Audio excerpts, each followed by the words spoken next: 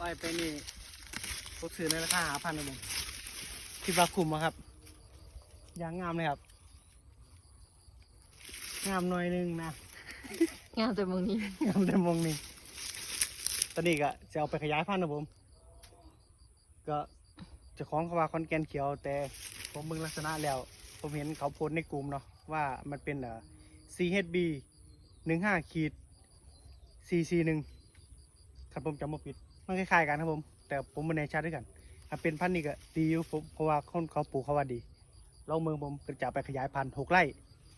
ผมเลยซื้ออ้อยซื้อไว้ตั้งแต่พุ่นเลยพอไงแล้วขายให้ซื้อไว้เอาพันธุ์มันพอไปปลูก